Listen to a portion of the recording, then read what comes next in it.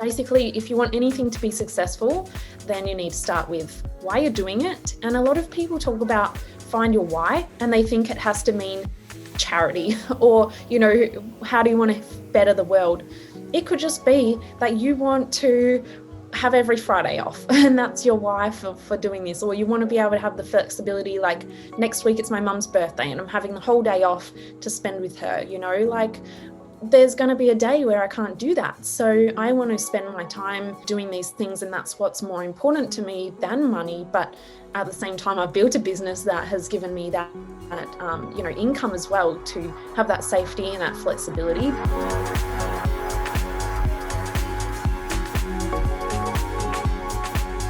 Hello and welcome to Humans of Flippa, the show where we talk to the real-life buyers and sellers of digital assets.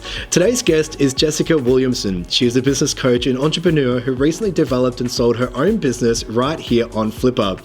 She has years of experience and uses her expertise to help the next generation of female entrepreneurs take their business to the next level. So let's find out how she found her success in this edition of Humans of Flippa. Jessica, thank you for joining me on Humans of Flippa. Thanks for having me. I'm excited to have a bit of a chat. Yeah, my pleasure. So first off, how would you describe yourself and what you do? Are you a business broker, business coach, entrepreneur? How do you describe yourself? Good question. I've had many different, roles, in the fact that I've had 5 businesses in the last 5 to 6 years, grown and scaled those, but now I am mostly focusing on business coaching and helping other female entrepreneurs in business and also with their mindset as well. Yeah, amazing. So how did you get into that sort of section of this industry with the business coaching? How did that all come about?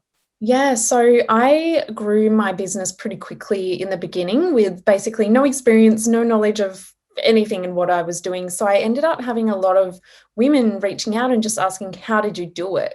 And so I just started mentoring in more of an informal way, but I realized that that's not ideal. So, I was just telling people, well, this is what I did, this is what you can do.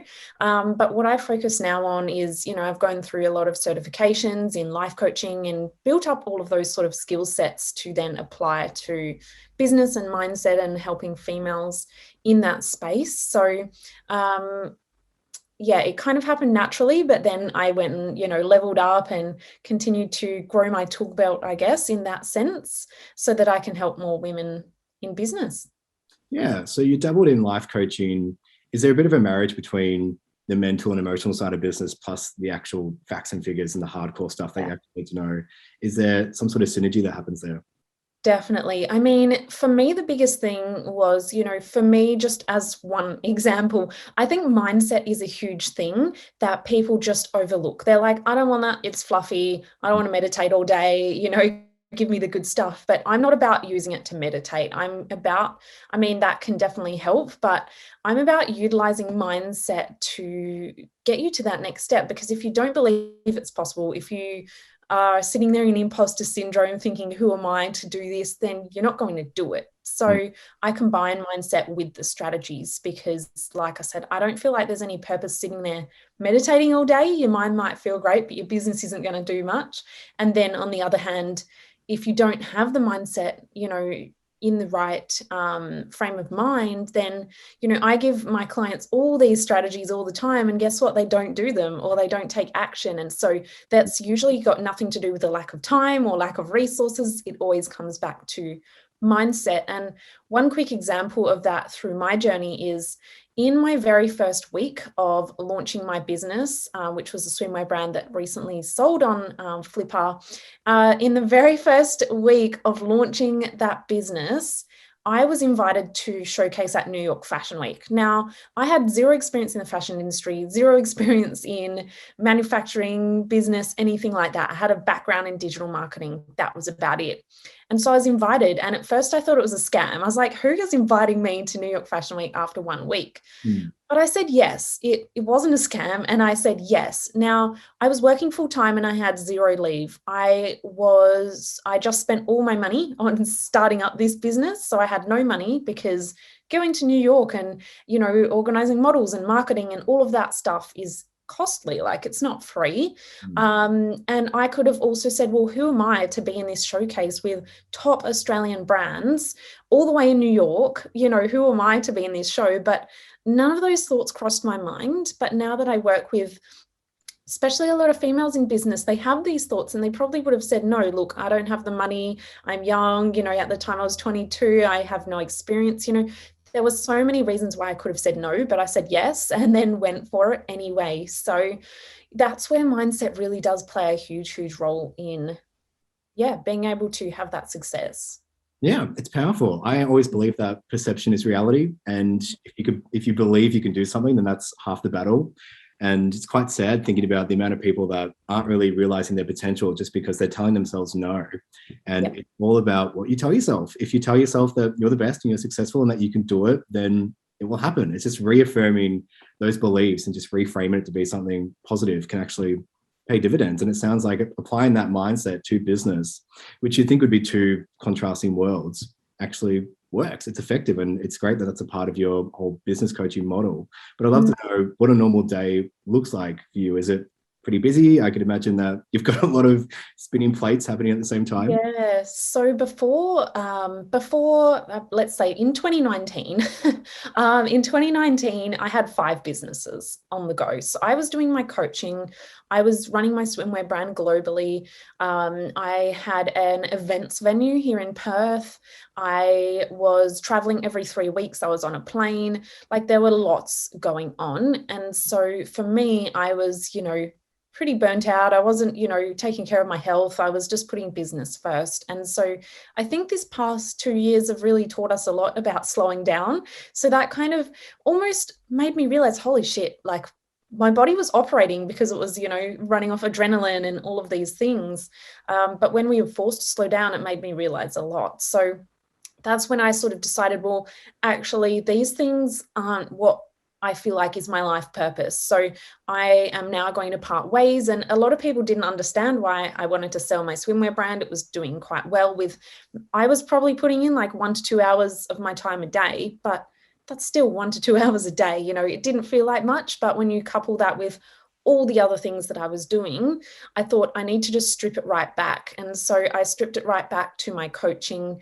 But even within my coaching, I have a podcast, I have one-on-one coaching memberships, I have speaking gigs, all of these things that come into that as well. So my days now are a bit more free, I guess, free and flexible. So this morning I just checked a few emails before I jumped on here, and now it's, only 9 a.m. Whereas before I would have jumped straight onto the computer at 6 or 7 a.m. and not stopped until 7 p.m. And that would have been my day. But, just last week I was able to go to the beach twice just because we had 2 sunny days once in a very long time. So I'm now really passionate about, business is meant to create a lifestyle for us, but then we end up working more than ever before, and it does the opposite. So I'm pretty passionate about setting up a business structure and creating that life, but the business feeds how you want to live your life, rather than we think we're hustling so hard in business and one day we're going to hit that sweet spot. It's never going to happen until you make those changes and restructure the way you're doing things. Well, the big emphasis we have here at Flippa is the exit and actually unlocking that lifestyle, because you can buy and sell businesses. And instead of the typical hustle entrepreneurs, we see a lot of mum and dad bricks and mortar type stores that have gone e-commerce and they've had it their whole lives, and then they can sell that and then unlock their lifestyle. And Flip is kind of that conduit between them having that business and then being able to sell. The hustle is great if you want to do that and you've got the drive for it, but there's nothing better than actually being able to be comfortable and live your life and what you truly want to do. And hopefully Flippa can unlock that for some people. Yeah, definitely. That's awesome. Before we go, I'd love to know, what are some quick tips for someone that's really starting in this industry and wanting to take it to the next level? Yeah. So, the first thing that I would say is figure out what like the long-term game is, because a lot of people start a business and they're just like, give me more money, give me more clients, give me more sales, and it's like, what do you want more for? Like, what is the money for? What is the clients for? What is this for? Because then you just end up 5 years down the track, burnt out, doing something that you now resent, and, all of these things. So firstly figure out like, what do you want out of life in general, and then structure your business around that, rather than just saying, oh, I'm going to start a business because everyone's doing it now and I'm just going to hustle to try and make a ton of money, which at the moment you're seeing like 6 figures, 7 figures thrown around, which what does that even mean? Firstly, like, people are just using it as more of a buzzword and it sounds shiny and fun, but what do you need that for? Because if you know, that's going to help keep you motivated.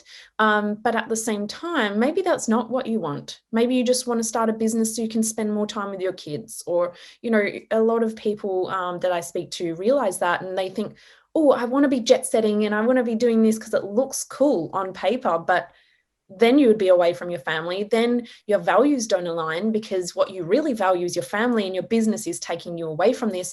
And then you start to self-sabotage. So basically, if you want anything to be successful, then you need to start with why you're doing it. And a lot of people talk about find your why, and they think it has to mean charity or, you know, how do you want to better the world?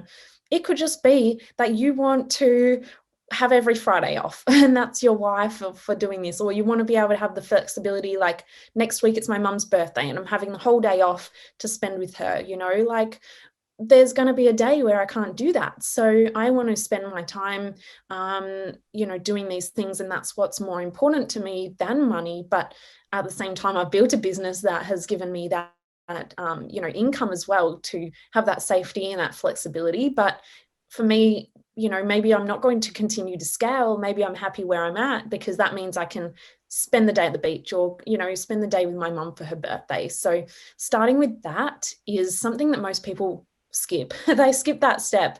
And I think it's the most important step. Well, Jessica, thank you so much. Excellent advice. And I really appreciate you sharing all your expertise with me today. Awesome. Thanks so much for having me.